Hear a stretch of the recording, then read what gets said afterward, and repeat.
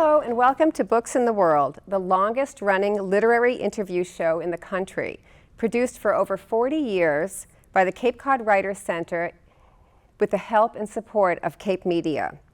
I'm fortunate to be here today with Dr. Kumara Sidhartha, who is here to talk to us about his book, All My Secrets, Uncovering Messages of Health from Your Body. Drawing from his nearly 30 years of medical practice experience with a focus in nutrition, Dr. Kumara Sidhartha uses simple, everyday examples and logic to break down the complex inner workings of the human body and the effect of food on these functions. Dr. Sidhartha completed medical college at Government Mohan Kumara Mangalam Medical College in India. Did I do that well? Yeah, you did. Good job. Followed by internal medicine residency training at Lincoln Medical Center, affiliated with Cornell University in New York. His pursuit of nutritional knowledge led him to complete a Master of Public Education in Nutrition at the University of Massachusetts in Amherst. He is a contributing author in Promoting Biodiversity in Food Systems. In 2016, he was the medical honoree of the American Cancer Society of New England for his effort to prevent cancer through nutrition education in the community. Dr. Sidhartha is currently practicing internal medicine as well as Chief Health Equity and Wellness Officer of Cape Cod Healthcare. Thank you so much for being here, and it's Dr. Sid to me. I've known Dr. Sid for 20 years. Happy to be here, Kathy. My first question is, this is a beautiful book. I absolutely enjoyed every minute of it. I didn't expect to enjoy a book on my medical health, but I did. What led you to write this book in its fact-wrapped in fiction format? Because it's kind of an interesting format for a book that has so much to offer. Yeah, so when it started, the process, I was thinking about it as purely a medical factual book with data and references. But the inspiration I got from my former patients and their stories, I had to find a way to fit that into the book. And so using that anecdotes and giving them fictitious names allowed for me to give stories and then weave the facts into that. So that there is something for everybody, whether somebody wants a story and a plot, or somebody is looking for data and facts and guidance on nutrition and health, or if somebody is looking for recipes, we added that as well. Well, definitely the recipes were wonderful. That was actually the first thing I accessed. I opened the book and I looked for the vegetable burger recipe because but also in that format is the deep meditation part of it, where you've got each character actually having an internal dialogue through meditation with their own body. And some of those characters have never met their body before. I mean, clearly they didn't realize their body existed as a function, but part of them. It's a very enjoyable format. Do you want to break down one of your characters for us, like just to give the audience an idea of how you formatted that? I mean, can I pick one? Yes, yeah. Okay, so there's a 65-year-old woman with an autoimmune disease. She has rheumatoid arthritis. Her name is Sarah, and she's just in the beginning of trying to figure out, like, how does this work for me and what can I do? So tell me about her a little bit, if you can. Yeah, so all these characters are based, as I said, based on former patients, but given fictitious names. Right. And their age is pretty close to their original age, but their professions, I changed it to scramble so that their identity is preserved and not given up. So Sarah is been, she worked as an accountant for many, many years, very diligent, perfectionist and so forth. And her main issue becomes the arthritis in that story, and she struggles with the idea of changing her lifestyle, but doesn't make the connection between the pain that she feels is a message from the body. Right. And that, I think I was trying to convey that through different characters, that every symptom that we feel, every sign that a change that we notice, or every blood report that a doctor might be talking to a patient showing there is an abnormality, every one of them is a message from the body. It's just talking in different ways. Well, it seems to me, from not just my own experience, but from reading this book, that by the time something gets into your blood work, it's well underway. Correct. There's a lot of things that seem to happen with your enzymes and your homeostasis of your overall body function that are going on behind the scenes, especially the part where there is the check that your body will create, where it will mask something by putting together another function. So, and actually talk about that a little bit, because I think that's confusing for people, that when something goes, your body is designed to compensate. Yeah. So body is always trying to maintain what we call as equilibrium, the balance in yang, or however people refer to it. Wellness and health happens in the center of that balance, in that pull and push, that in the center. So anytime any change happens, body, and there is a shift. For example, simplest example is blood sugar, right? Somebody has diabetes, sugar goes up. What body does? Puts out insulin, brings it back down to normal range.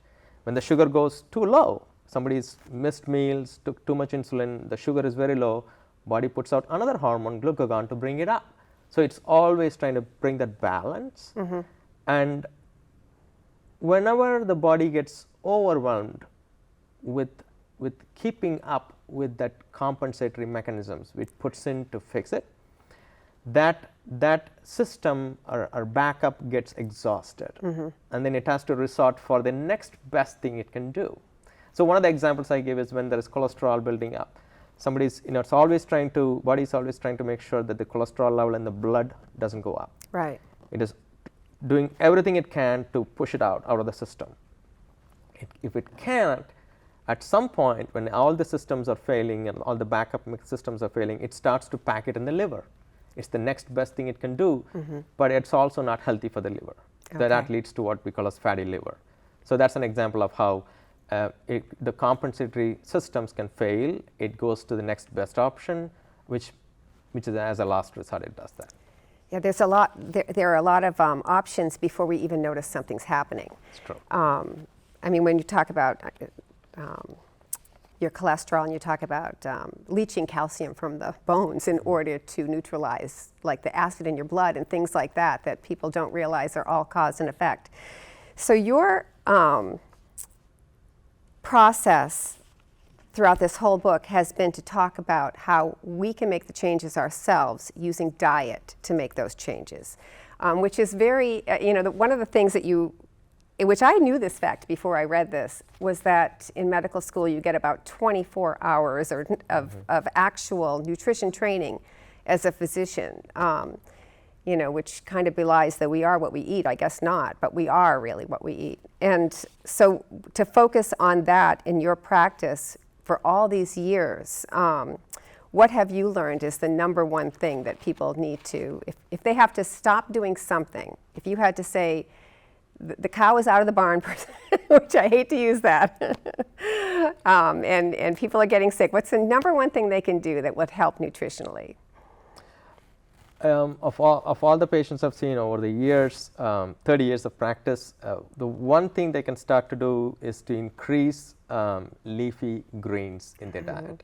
They're not eating enough leafy greens, increase that. That's, if there's one choice. If it's just one choice, right, exactly. Increase leafy greens. Well, I mean, even my joke with people would say, what do you mean you don't drink milk? And I would say, well, cows don't drink milk either. They just eat dark leafy greens, and that's how they produce their calcium. Yeah. So any of those, Yes. spinach or arugula or any of those leafy greens are great. Yeah. Well, I was on vacation this past week and had a really hard time finding good food. And it depends on where you go. Some places you can probably easily find them. But there were times that I felt like I was stuck in a fried food buffet. And I know that we're kind of stuck in a fried food buffet in this country when you think about it. And if you could talk about the relationship between kids today and kids 20 years ago, it must be incredibly different. Very different. Yeah, I mean the diseases that we see in the practice today are happening much at a younger age. Some of the illnesses like cholesterol, high blood pressure, you know, we never used to see that in the teenage years, in the early 20s. So definitely there's a shift, and so changing and paying attention to these at an earlier stage always helpful. One of the things I didn't, and I'd search for it, I searched for the words olive oil because I always thought olive oil was so good. Is it not good? Yeah, so olive oil has had a free ride getting credit when it comes to what is termed as Mediterranean diets, you know, which is generally has more fruits and vegetables in the diet, Right. more chickpeas for protein, barely any red meat at all, and nuts and olives are included in that, and some olive oil.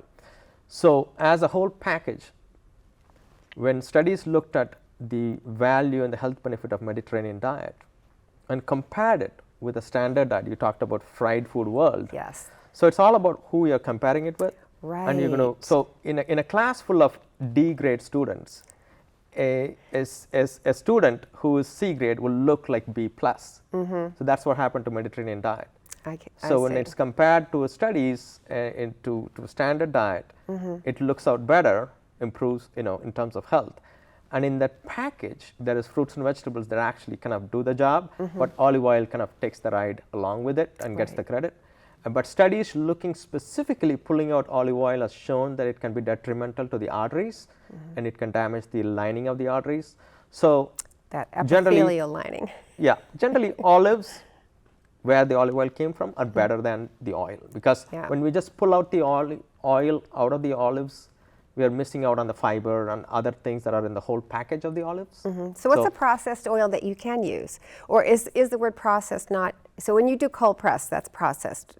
So what is a processed oil that would be a good choice if we were to, and you're talking more like you want us to dribble the oil on our food and not fry in it. Exactly. So any of these oil choices, it will be, if at all being used, much smaller portion. Much smaller portions. Okay, because I feel like there are so many ideas that I've gotten in my head are a good thing, and then I read this and I was like, oh, okay, now I can see why that might not have been as beneficial as I thought it would be. And definitely reading it individually, watching each person's struggle, that really wasn't a struggle, because the minute that they're faced with, you know, your health choices, like I hate to say that we all get down to a really bad place before we finally say it's time to make a change. I don't think change is our first go-to thing. Let me see what I can eat that's different. But it seemed that every character, or except the woman who was already like in her 90s and had lived well, you actually profiled somebody that you felt very positive about her whole. But a lot of it was her mental attitude too. Talk about mental attitude with that as well. Yeah, so that character who it's a showcase aging well, and in her story, you know, she talks about all the things she has learned, including the whole food plant-based nutrition regimen that she follows, as well as the importance of attitude in looking at life, reacting to events in life. And so the sense of humor, I try to kind of show that in the character. So I think attitude matters big. Even that helps to make the choices in the lifestyle as well. Right. And then the cultural aspect of things like, you know, kind of how we've lost the cultural dance part of our cultures. You know, and I know that you, actually, I've seen you dance. When you danced for Dancing with the Docs for the fundraiser, I think, yes, and that was a wonderful event. Was that when you first began to realize how much you loved dance, or were you already a dancer? I was already doing a little bit of Latin dance, but it really got me to doing more of it. Yes, so dancing is one of the best exercises for keeping the bone health, because our bone health requires to load the bone. Bone needs to be challenged and loaded on a regular basis, not just from one direction, but from multiple directions. That's why somebody who is doing sports like tennis or dancing or yoga and stretches that puts load on the bone in different directions, that can improve the bone strength much better than just walking, which is only one direction, unidirectional movement. So yeah, any of those dances and jump rope, I talk about that. So that is covered in that bone health chapter that Well, touches even the aspect that people think of weight bearing as weight lifting, and that's not necessary, really, just to keep moving and creating, some kind of rhythmic, push on your bones is kind of a weight bearing. It is. It's called ground reaction force. When you jump, right. Okay, we land on and there's a force that hits the spine and it helps the spine. As well, for weights, we don't have to look for weights. We can use our own body weight as a load in terms of doing different types of stretches and yoga and movements. And actually, you can use our own body weight as the load. Yeah. Do you feel in general hopeful about the direction that information is taking, where people are getting more access to these ideas of I believe so. I mean, I think my journey on this understanding started 22 years ago on the Yeah. Cape. I was here 2002 when I started on the Cape. I came from New York, and at that time, this information was very kind of an outlier, fringe It was brand idea. new. Yeah. Yeah. So now I think there is more and more awareness. It is not totally out of the mainstream discussion these days. So there is definitely hope. There is much more to do. The amount of the illness and the burden out there is still there. Right. But hopefully that the people can pay attention to their own body's messages. Right. And pick up on the solutions out there. And some of these people, their bodies had a pretty good sense of humor. Kind of riding them a little bit on some of their choices. Like when you did that particular thing, I was suffering. You didn't really see it, but I was suffering. And when you think of your body as as we talked about earlier, when you think of your body as a friend and a mechanism, and I mean, as I say to my grandchildren, you're in your human suit. Take good care of it. Like, this is you. You got your spiritual life. You jumped into your human suit, and you get to take it for a ride, and it's got to last. Absolutely. So it's kind of But that idea that you're separate from your body is weird. You know. So I think that was one of the messages in each character I was trying to show was that listening to the body and the body speaking and advocating for itself in each of those characters. And trying to add some humor to it, and all of that kind of makes it lighter. Yeah. But the message still is there to say, look out for your body. Right. It's been there. Right. Well, when you also the idea that medications are wonderful, but quite often they're a life preserver to get you through to a healthy point, and people have to, not have to, but it's sometimes in your best interest to look at it short term. As opposed to, now I'm on blood pressure medication, now I'm on cholesterol medication, now I'm on a million things, and this is going to be for the rest of my life. That you can make those changes and not have to have it be for your whole life. Yeah. What does a well-rounded, full-rounded life look like to you? When you're talking about a life, what's a full-rounded life look like to you? That's a big question. I know. So. It's not a trick, because I think you're working it. I think just the ability to listen to self and others, and then having a growth mindset to say, these are the areas, gaps that I need to improve or look out for. And making those changes to reach the full potential is probably how I see it as a full life. And then what we discover from it, we share, and then share laughter with others too. So. Well, in this book, when they talked about just about every single person reached a moment in their life where their health was stopping them from something they loved, something they wanted to do. I mean, even the accountant, which God knows this could have been my accountant back in the day. Actually, maybe it was, but since you've disguised everybody, but who had a heart attack right before he was getting into tax season, and how it literally put the brakes on every aspect of his life, and that's what his focus was when he starts a conversation with his body. Is get me back in, coach. Figure out how to, I don't want these things stopping me. Exactly. So sometimes the body has its own schedule, and it bumps into the reality of our schedule, and we have to kind of slow down to pay attention to it. Right. that could have been prevented if we had been paying attention to it earlier on, on the early signals as well. So that was part of the message there. Is it ever too Jason. late? I think some of the characters is there to show that it is never too late. You can always start, and the ability of the body to regenerate is amazing. So it is never too late to make the change. Yeah. Yeah. And then the aspect too about how much it takes your body, you know, I can't pull out all the enzymes and all of that, but what it takes to break down a meat meal, like a beef meal, that's an eye-opener for most people. Yeah, so there's a comparison between protein and so for an animal protein, body works differently, and the breakdown molecules, how they interact with our own gut bacteria and what it produces is an entirely different story.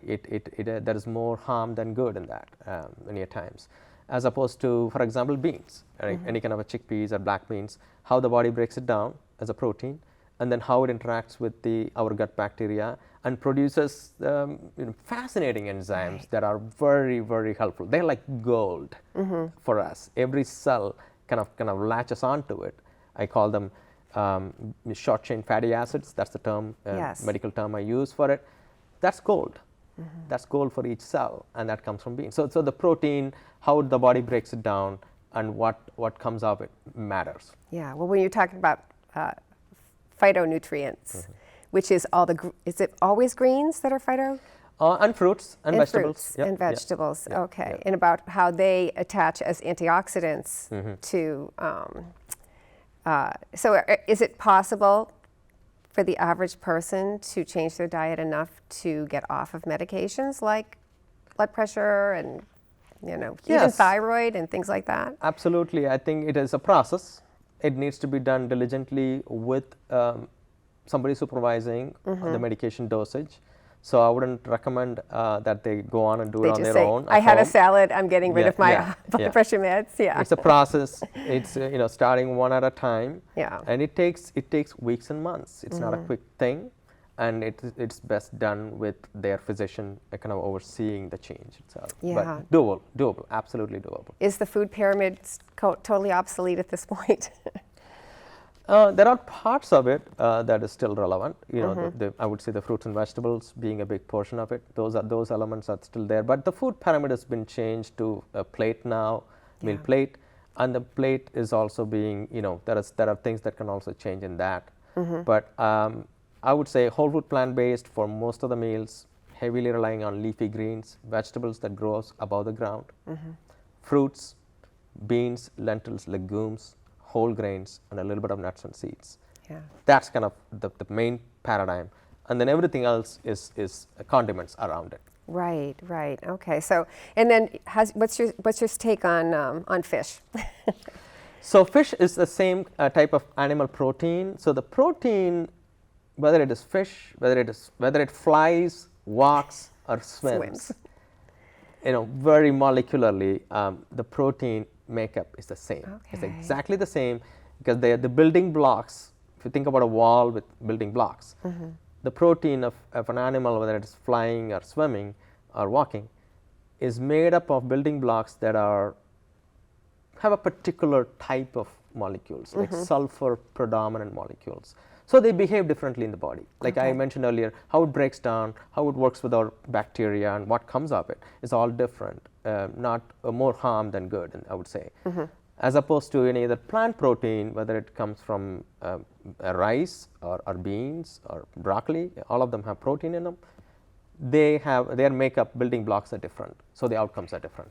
Okay, so that was another thing too. When people are trying to put together a protein, the recommendation is a rice and a bean together make a complete protein, or is that still in the? No, I think the complete protein is something, as long as somebody is hitting vegetables, fruits, beans and lentils, whole grains, and nuts and seeds in a weekly menu on a regular basis. Okay, so overall.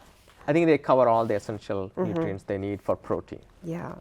If you have, I could also picture this book being turned into something for children, by the way.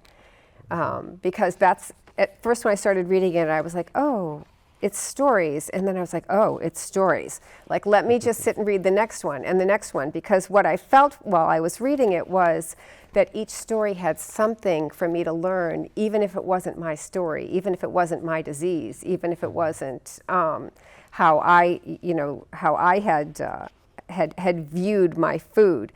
And I can picture it being definitely something that would be a starter for children to understand. Do you have anything in the works that happens with children? Are you doing any kind of a... I have ideas, but right now I'm working on a different version. Getting of their the book. parents to live through the day? Yes. But definitely I can imagine the kids' book coming out of this. Yeah. Because I think the idea is to look at how the bacteria works in the body and creating characters out of it and making kid stories kind of Oh, fascinating. absolutely, absolutely. I was thinking about how children, forget children, there are adults that don't understand that food is more than what's wrapped up in cellophane in a grocery store. As my mother says, nobody would eat meat if they had to kill it themselves in the backyard. That's true, yeah. I had to push that in for my mom because she's been a vegetarian for 43 years. Yeah, Good so to know. I know, it's great. Well, okay, so finding your book. Where do we find your book?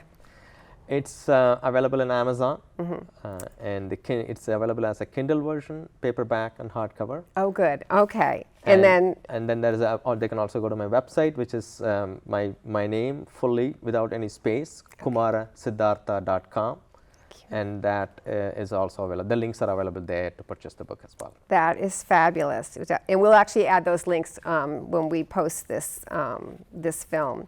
And for our links, we are CapeCodWritersCenter.org, where you'll be able to see any of these filmings that have been done for Books in the World, as well as check out our other events. We have a summer conference, and we have lots of classes. And we thank you very much for being part of Books in the World.